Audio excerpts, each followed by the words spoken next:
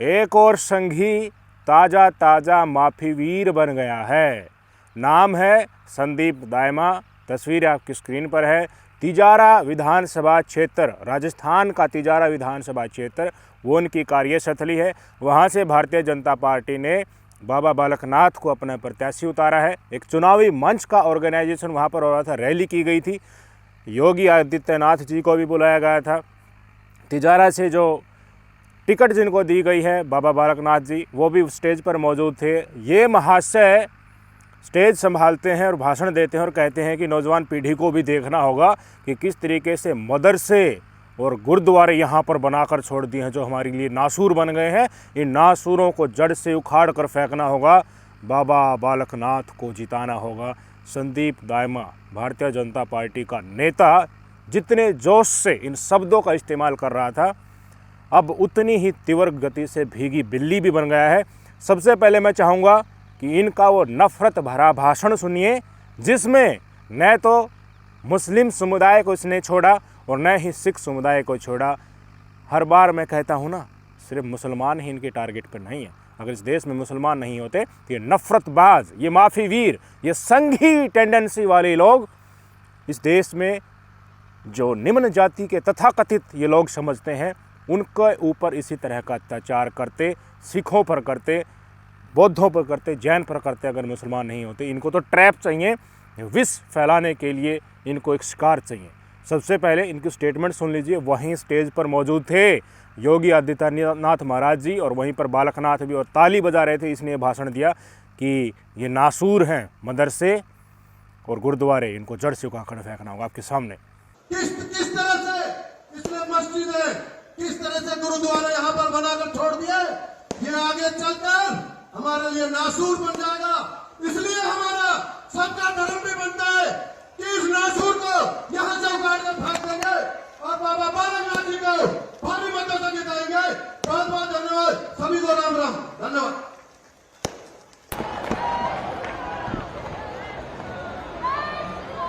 अब भाई साहब, जैसा कि इन संघियों की आदत होती है, ये माफ़ी वीर बन गया है। हाथ जोड़ रहा है, कह रहा है कि पता नहीं ये गलती मेरे से कैसे हो गई, मैं तो मदरसे और मस्जिद कहना चाहता था, गलती से ज़ुबान फिसल गई और मस्जिद और गुरुद्वारे बोल दिया गया। इस गलती के लिए मैं पश्चाताप करने के लिए गुरुद्वारा जा रहा हूँ। वीडियो पोस्ट की अपने फेसबुक प्रोफाइल पर, देख लीजिए किस तरह से माथा रगड़ रहे हैं, वहाँ पर साफ़ सफाई कर रहे हैं और चक्कर काट रहे हैं, एक तरीके से अरदास वहाँ पर कर रहे हैं। ये महाशय, ये तमाम वीडियो इसने पोस्ट की और माफ़ी वीर बन गया। और उसके बाद एक और वीडियो सोशल मीडिया पर पोस्ट की कि देखिए मुझसे गलती होगी, मुझे माफ़ कर दो। कैसे हो गया? मैं तो गुरुद्वारा फ्लो में निकल गया, मैं तो मस्जिद और मदरसे का जिक्र करना चाहता था। भीगी बिल्ली बने संदीप दाइमा, तिजारा विधानसभा क्षेत्र, राजस्थान से हैं। देख लीजिए। आज चुनावी भाषण में मैं मस्जिद मदरसे की जगह गुरुद्वारे साहिब के बारे में कुछ गलत शब्दों का जो प्रयोग मेरे से गलती से हुआ है, मैं पूरे सिख समाज से मैं हाथ जोड़कर क्षमा प्रार्थी हूँ। मुझे नहीं पता मेरे से कैसे गलती हुई है, और ऐसे सिख समाज की जिन्होंने हमेशा हिंदू धर्म की, सनातन धर्म की हमेशा रक्षा की हो, ऐसे सिख समाज के बारे में मैं कभी सोच भी नहीं सकता कि मैं ऐसी गलती कर भी सकता हूँ। तो मैं पूरे सिख समाज से हाथ जोड़कर मैं क्षमा प्रार्थी हूँ। मेरे से पता नहीं कैसे गलती हुई है, मैं इस गलती का कैसे जाकर गुरुद्वारे में मैं पश्चाताप करूंगा। मैं पूरे समाज से, मैं पूरे सिख समाज से हाथ जोड़कर मैं क्षमा प्रार्थी हूँ। यही होती है संघियों की असल औकात। इनको जिससे मतलब होता है ना, उसको इतनी ऊपर तक चढ़ा देंगे, उतना वैल्यूएबल उसको दिखा देंगे और अपनी तमाम नफरती मंडली उसको बहुत बड़ी चीज़ और एक बहुत बड़ा एक तरीके से अंग प्रदर्शित करने में लग जाएंगे कि जिस चीज़ से हमें मतलब है, हमें सिख समुदाय की वोट चाहिए हैं। पंजाब में सिख समुदाय की लोकसभा में भारी संख्या में वोट हैं जो आम आदमी पार्टी को मिलने वाली हैं। उसके साथ कहीं ना कहीं भारतीय जनता पार्टी को गठबंधन करना पड़ सकता है, मजबूरी के चलते सरकार बनाने की आखिरी रास्ता। इसलिए नाक रगड़ कर माफ़ी मांग रहे हैं। यही इन लोगों की असल औकात है। इनको अगर अपने घर परिवार में से भी किसी व्यक्ति को बेचना पड़ जाए और इनको उसमें फ़ायदा लगे तो ये वो काम भी करेंगे और इस चीज़ को इस समाज में जायज़ ठहरा देंगे अपने नफ़रतबाजों के और फर्जी राष्ट्रवाद और फर्जी हिंदुत्व के चेहरे के सहारे, तमाम मंडली के सहारे। ये घिनौना काम है इनका। इतना ही है, बिना प्यादे के लौटे हैं ये। कोई जमात नहीं है इन लोगों की, कोई असल बिशाद नहीं है, हर तरह से कच्चे। कोई इनकी बातों का एक तरीके से स्टैंड नहीं होता, कोई इनको लफ्ज़ों का स्टैंड नहीं होता, न इनके कही हुई बातों में कोई वजन होता है। माफी वीर हैं, औकात हमेशा से इनकी यही रही है। अतीत में भी हमारे स्वतंत्रता सेनानी लड़ रहे थे, उस समय भी यही ये कर रहे थे। ये इसी तरह की टेंडेंसी के लोग उस समय पर हमारे आज़ादी की लड़ाई में ज़्यादा होते थे, ये देश को आज़ाद नहीं होने देते। अपनी फ़ायदे के लिए ये अवसरवादी लोग इस देश को भी बेच सकते हैं और उस देश को बेचने के जो प्रक्रिया है उसको सही ठहरा सकते हैं फर्जी राष्ट्रवाद और फर्जी हिंदुत्व के सहारे। सत्ता है उस बल के सहारे। एक बार सत्ता हाथ लग गई तो उसको सदियों तक भुगतो, सालों तक भुगतो, छोड़ने के लिए किसी भी दम पर ये तैयार नहीं होते हैं और हर गलत चीज़ को जायज़ ठहराने का नज़रिया और हथकंडे इनके पास होते हैं। मैं एक छोटी सी बात अब यहाँ से आप सबसे पूछना चाहता हूँ। इन्होंने कहा कि मैं कहना चाहता था मस्जिद और मदरसों के बारे में, गुरुद्वारा तो गलती से निकल गया। इनकी बात मान लेते हैं तो क्या मस्जिद और मदरसे टेक एज ग्रांटेड हैं कि उनके बारे में तो कुछ भी कह दो? 4M जिसको बोला जाता है एक तरीके से, आजकल इनके बैकग्राउंड में जो बाइट आती है ना, फीडबैक आती है कि 4M को टारगेट करना है, मुसलमान, मदरसा, मस्जिद और मज़ार। इनको टारगेट करना, इनके ऊपर कुछ भी अनर्गल बातें करना इनको सही लग गया। गुरुद्वारा गलती से निकल गया तो उसके लिए हाथ जोड़कर माफ़ी मांग रहे, नाक रगड़ रहे हैं कि मुस्लिम समुदाय इस देश के नागरिक नहीं है। क्या उनके धार्मिक स्थल, उनके धार्मिक आराध्य है, वो इस देश में उनका डिवोशन जो दिया गया है वो क्या नगण्य करार दे देंगे?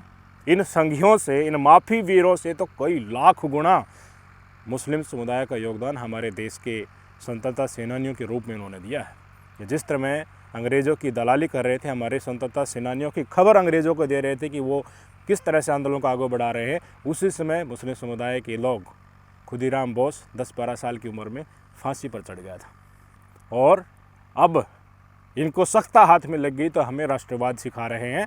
मुसलमानों को, मस्जिदों को, उनके धार्मिक स्थलों को, उनके धार्मिक गुरुओं को कुछ भी बोल दो, बाल भी बाका नहीं होता है।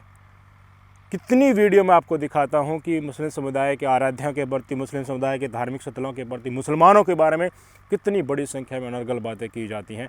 पर औकात भी किसी पुलिस प्रशासन की कि इनको जेल में डाला जाए सुप्रीम कोर्ट की गाइडलाइंस होने के बाद नहीं। क्यों? क्योंकि भारतीय जनता पार्टी के प्रोपेगेंडा एंड मैनिफेस्टो में शामिल होता है कि टारगेट मुसलमानों को करो, हिंदुओं को डराओ और वोट बैंक अपने फेवर में करो। ये बाकायदा इनका प्रायोजित और शेड्यूल तरीके से चलाता हुआ षड्यंत्र होता है वोट बैंक के लिए। मुसलमानों को टारगेट करना है, ऊपर से आदेश आया हुआ है तो यही कर रहे हैं। गलती से गुरुद्वारा निकल गया तो लेट गए चरणों में, नाक रगड़ रहे हैं, हाथ जोड़ने को नहीं तक के कि माफ़ कर दो, पता नहीं ये कैसे हो गया मुझसे। ऐसा ही होता है जब समाज एकजुट होकर खड़ा हो जाता ना तो अच्छे अच्छे की पेंट गीली हो जाती है। ये संदीप दाइमा क्या चीज़ है, इसकी तो हेकड़े निकलनी ही थी। नो हिंसा हुई थी ना, जाट समुदाय के लोग आकर खड़े हो गए थे मुसलमानों के साथ में कि इस प्रदेश को हम नहीं चलने देंगे। इतनी लंबी निकल कर बाहर आ गई थी। बजरंग दल वाले सारे इस्तीफा देकर भाग लिए, एक भी बजरंग दल वाला दिख रहा होता एक्टिव। असल औकात थी ना वो दिखा दी समाज ने। जो समाज उस पर खड़ा हो जाता ना, इनकी तो औकात क्या है, ऐसे ही माफी वीर बनते हैं। अवसरवादी लोग होते हैं, जब ये लगता है स्थितियाँ परिस्थितियाँ तुम्हारे अनुकूल हैं तो भौंकते हैं कुत्ते की तरह, और जब इनकी असल जड़ जो है जिसके लिए दिन रात ये सारा काम नफरतबाजी अवसरवादी टाइप का कर रहे हैं वोट के लिए, कुर्सी के लिए, अगर उस पर आँच आने लगती है तो भाई साहब पैरों में लेट जाएंगे, अपना थूका हुआ खुद ही चाट लेंगे। ये माफी वीर की डेफिनेशन, एक्सप्लेनेशन एग्जाम्पल के साथ आज आपको बता रहा हूँ, समझ लीजिए। बहुत उल्टे दिन चल रहे हैं आजकल अंधभक्तों के, बहुत ही उल्टे दिन। क्यों? क्योंकि समाज थक चुका है इनकी नफरत से, इनकी घृणा और ईर्ष्या को नहीं समायोजित कर पा रहा है समाज चैन, आराम और बिल्कुल भाईचारे प्रेम के साथ जीना चाहता है। पर ये ज़बरदस्ती फीडबैक दे रहे हैं, डोज दे रहे हैं जनता को कि नफ़रत लो हमसे और उसी के अनुकूल चलते रहो। पर समाज इनके साथ चलने के लिए तैयार नहीं है। इसलिए कंगना रनौत, विवेक अग्निहोत्री और इसी तरह के तमाम नफरतबाजों को जोर का थप्पड़ लग रहा है। हर बार हमने वीडियो बनाकर आपको बताया। अब चुनाव आयोग के पास भी पहुंच गए हैं सिख समुदाय के लोग, गुरुद्वारा कमेटी के लोग। भाई साहब, ऐसी लताड़ आज तक किसी ने नहीं लगाई होगी। असल औकात जो चुनाव आयोग के अधिकारियों की वो दिखा दी कि मोदी के तोते क्यों बने हुए हो। इतने दिन हो गए गुरुद्वारा के ऊपर इस तरह की चुनावी सभा में कमेंट किया, तुम सो रहे हो, तुमने एक्शन क्यों नहीं लिया? मोदी के तोते किस लिए बन रहे हो? तुम्हें कुछ सूझ रहा है? जिंदे जागते हो, कुछ दिख रहा है या नहीं दिख रहा है? ऐसे पोल खोली चुनाव आयोग के अधिकारियों की भीगी बिल्ली बन गए। उनकी असल औकात जो है ना, क्या आजकल चुनाव आयोग कर रहा है, किस तरह से उनकी क्या मंशा, सत्ताधारी पार्टी के अनुकूल ही चलते जा रहे हैं। कुछ हो रहा कोई मतलब नहीं है, होने दो। सत्ताधारी पार्टी है, उसके तोते बने रहो, उनके गुर्गे बने रहो। ऐसी बेइज्जती की है ना सिख समुदाय के लोगों ने। सुन लीजिए। कोई चुनाव आयोग नाम की चीज है या नहीं है, ये कुछ नहीं आपसे है क्या? चुनाव आयोग है तो महसूस क्यों नहीं हो रहा? एक आदमी स्टेज पे बोल रहा है भी मस्जिद है, गुरुद्वारे नसूर बन चुके, तोड़ देने चाहिए, तो चुनाव आयोग क्या कर रहा है? मोदी का तोता बना, पिंजरे का बना हुआ है। शर्म वो लाइव बोल रही हैं और सीएम करके तालियां लगा रहा है। इससे शर्मनाक बात क्या होगी चुनाव आयोग के लिए? मुझे आप बता दीजिए, ये भाषा यूज करने वाली फिर गुरुद्वारे नसूर बन चुके हैं। ये नसूर नहीं देश के लिए, आज नसूर बीजेपी बन चुके देश के लिए। संदीप दाइमा जैसे लोग जो फिरका बस लोग हैं वो नसूर बन चुके देश के लिए। कम से कम लोगों को एहसास कराओ कि सभी मोदी के तोते नहीं हैं। यहाँ जिंदा जी लोग बैठे हैं, नौकरी आती चली जाती हैं, पर जो ऊपर नौकरी करोगे ना जाएगा, वो सारा दुनिया हिसाब वो मांगेगा कर। हम देश में एकता और अखंडता चाहते हैं, हम आपसी भाईचारा चाहते हैं। वोटों की आड़ में हमारा भाईचारा खत्म हो, नफरत पैदा हो, हम वो बात कभी नहीं चाहते। ये है असल घटनाक्रम। इस वीडियो में हर चीज़ सामने आ गई। मैंने पहले इनका ये भाषण देखा था, जिस दिन इन्होंने ये भाषण दिया था संदीप दाइमा ने। मैंने इसको पेंडिंग में रखा, इसलिए पेंडिंग में रखा कि मैं देखता हूँ कि क्या होता है। इसके ऊपर सिख समुदाय के लोग कुछ एक्शन लेते हैं नहीं लेते, क्योंकि इसका राजनीतिक कनेक्शन सीधे तौर पर है। पंजाब में आम आदमी पार्टी के काफ़ी ज़्यादा लोकसभा सीटें आने वाली हैं 2024 के चुनाव में। लगभग सारी भी आ जाएं तो कोई आश्चर्य नहीं होगा।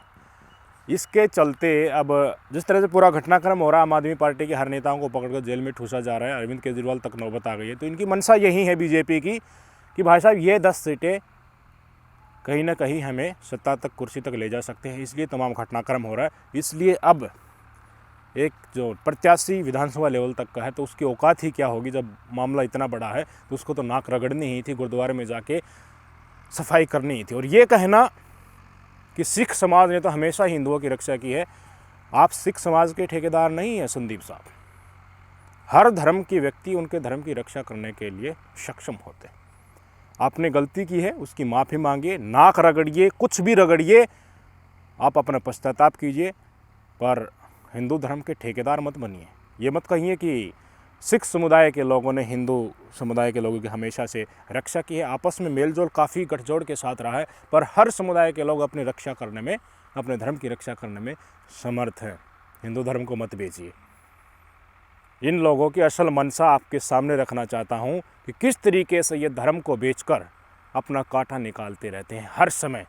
भारतीय जनता पार्टी का कोई ट्रेडमार्क नहीं है हिंदू धर्म कि उसको लेकर कुछ भी बोलोगे, अपनी अंदर की मंशा जाहिर करने के लिए कुछ भी नर्गल बातें करोगे, और जब फंसोगे तो उसी हिंदू समुदाय को आगे, हिंदू धर्म को आगे रखकर अपना गंद जो लगा हुआ कपड़ों पर वो झाड़ने की कोशिश करोगे। बर्दाश्त से बाहर हो जाएगा ये बातें। बिल्कुल पक्ष साफ होता जा रहा है।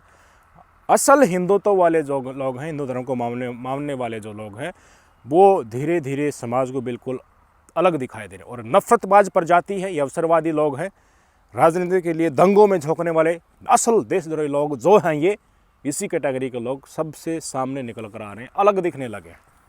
जनता समझने लगी, ऊब गई है इनकी नफरत की राजनीति से। बहुत कड़ा थप्पड़ मुझे तो लग रहा है आगे आने वाले विधानसभा चुनाव में भी और लोकसभा चुनाव में इनको लगने वाला है।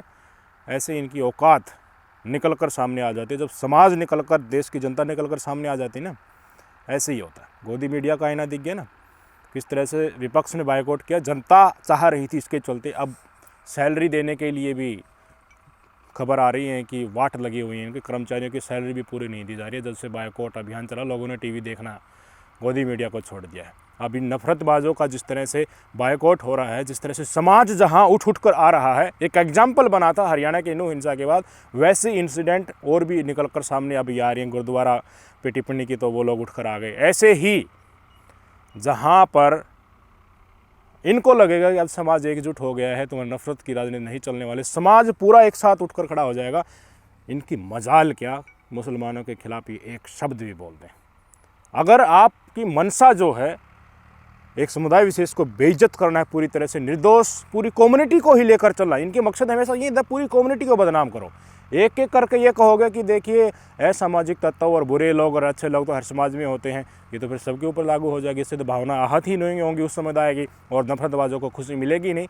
इस तरह के इंसिडेंट ये नहीं अपनाती, पूरे समुदाय को बदनाम करते हैं। जिस दिन समाज उठकर आकर खड़ा हो गया, ये लोग हाथ जोड़कर और नाक रगड़कर कहेंगे कि मुसलमानों ने तो हमेशा ही हिंदुओं की रक्षा की है। ये बात भी कहने से नहीं गुरेज करेंगे। ये साक्ष्य है, ये सत्य है। आगे आने वाले समय में ये तस्वीर ज़रूर हमें देखने को मिलेगी। नमस्कार।